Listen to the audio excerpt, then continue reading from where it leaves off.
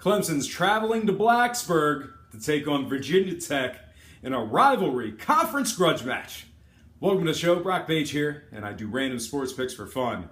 Clemson's the 5.5-point favorites in this marquee matchup. They're 3-1 against the spread overall and 3-1 as the favorite. Even better, the defending champs are 2-0 against the number versus teams giving up less than 25 a game.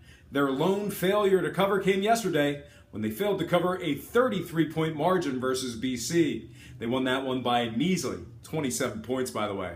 They're facing a Virginia Tech squad coming fresh off wins against Old Dominion and East Carolina.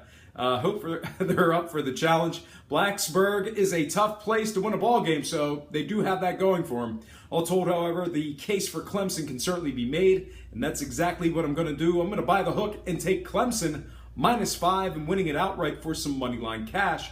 And when it comes to the scoring, I don't have a posted total for you just yet, but keep in mind that 2 out of both teams' last 3 games have gone under the closing number.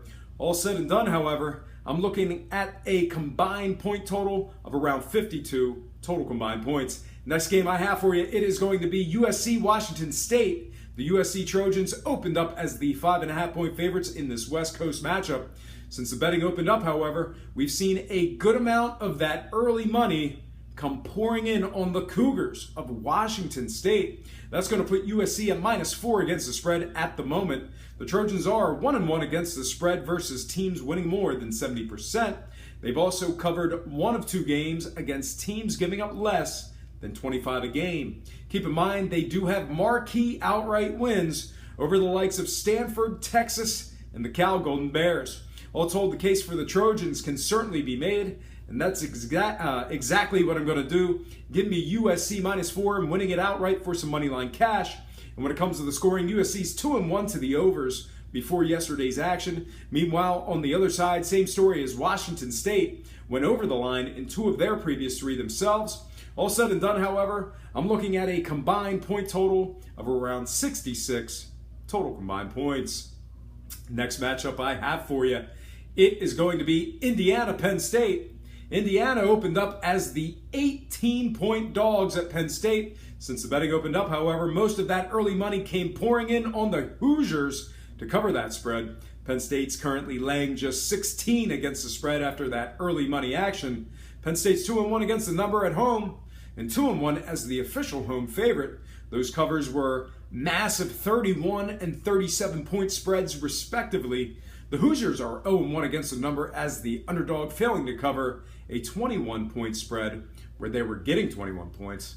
All told, the case for the Nittany Lions can certainly be made, and that's exactly what I'm going to do. I'm taking Penn State -16 and winning it outright. And when it comes to the scoring, 2 out of Indiana's 3 games went over the posted total. Meanwhile, completely different story for the Nittany Lions. 3 out of Penn State's 4 games thus far have gone under the line themselves. All said and done, however, I'm looking at a combined point total of around 55 total combined points. Next contest I have for you, it is going to be Georgia-Tennessee. Georgia goes to Tennessee as the 7-point favorites in that one. Georgia's a perfect 3-0 against the number and 2-0 as the favorite. They're going up against a Tennessee squad who's 0-3 against the spread and failed to cover their lone home game in the friendly confines. On a side note, the Vols failed to cover against the UMass Minutemen yesterday and barely won outright by 4 points at home. All told, the case for UGA can certainly be made, and that's exactly what I'm going to do. Give me Georgia -7 and winning it outright. And when it comes to the scoring, 2 out of Tennessee's 3 games went under the closing number. Meanwhile, similar story for the Bulldogs, as Georgia games are 3-0 to the unders themselves. All said and done, however, I'm looking at a combined point total of around 46 total combined points. Next game I have for you, it is going to be the Cal Golden Bears opening up, catching 16.5 points at Oregon. Since the betting opened up, however, most of that early money came pouring in on the Golden Bears to cover that massive spread. Right now, Cal's getting just 15.5 against the number in this conference matchup. The Golden Bears are a perfect 3-0 against the number, meanwhile covering all 3 of their games as the official underdog. They're going up against an Oregon team who's covered just 1 of 3 overall and just 33% as the favorite. All told, the case for Cal can certainly be made, and that's exactly what I'm going to do in this one. I'm going to buy the hook and take Cal plus 16 with the Oregon Ducks winning this one outright. And when it comes to the scoring, both teams' games are 2-1 to the unders in their last 3 respectively. I'm not sure where that line is going to open up at, but I'm predicting a combined point total of around 62 total combined points.